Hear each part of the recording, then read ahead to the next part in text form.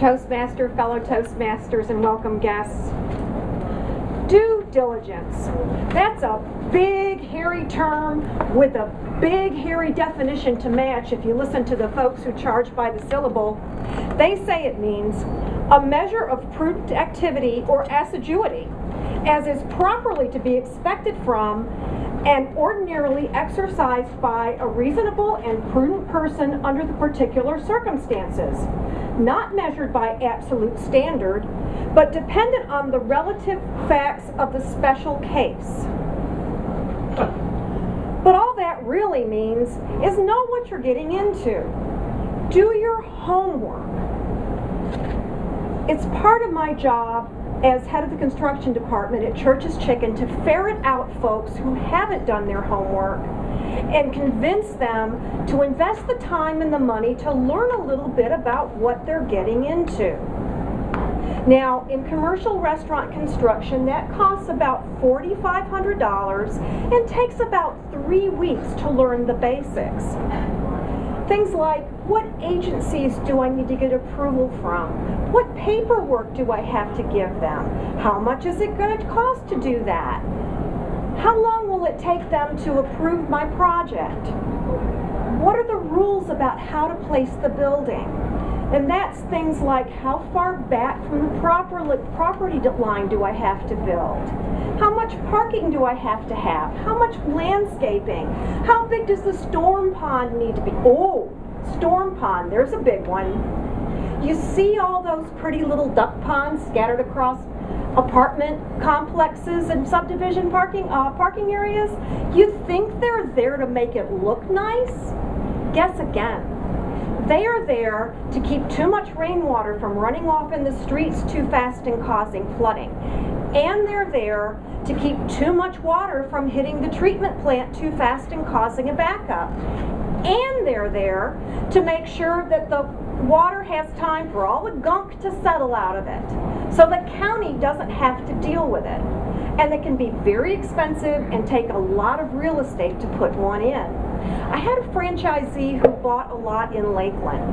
Sure looked big enough to put a Church's Chicken on, and at $130,000 for a lot that was already zoned commercial, it looked like a really good deal, so he jumped right on it. But by the time the engineers finished laying out all the parking and drawing in all the landscaping and putting in the retention pond, there wasn't enough dirt left to build a chicken coop, let alone a chicken restaurant. He didn't do his homework. He didn't do his due diligence. Other things you need to know. Do I have water? Do I have sewer? Do I have gas? How long is it going to take to get them, and how much is it going to cost me to get them there? And then also you need to know what was there before. Was it a dry cleaners, a gas station, a car dealership? Those things leave contamination in the soil. Now, Florida has a fund that pays for those things, but in most states, the owner has to pay to clean it up. So sure, you know it was just cornfields there before you bought that piece of property. Why should you spend the money to have a study done to find out who was there before? So you build your new building, and you pave your new parking lot, and the contractor's digging the holes for your light poles, and something smells funny. Turns out the gas tanks for that farm equipment are all buried right under your brand new parking lot. And $120,000 and 5 months later, you can open your business. Now, why am I so worried about how long things take? Do you want to be paying interest on $1 million construction loan long before your business opens? No. You need to know when to close your loan and how much cash you're going to need until your business is profitable. Now, that's the world of restaurant construction, but it goes much further than that, and it's really too bad Ivan's not here because I'm going to talk about him tonight. You see, he needs a bigger house, and it just so happens that the McMansion that John Lynch built over on Harbor Island is for sale again. Right on the water, yacht mooring, a pool overlooking the channel. big, bright, airy rooms, a dock for those weekend parties, just the place for him to come home to when he wraps up coverage for ESPN after the London Olympics. Yeah, the dock's a little shaky, but it shouldn't cost too much to fix that. And he sees some peeling paint on an upstairs bedroom window, but he can repaint that on a weekend and recaulk it, no big deal. But, so there's no reason, he thinks, to spend another $2,000 for a private inspector.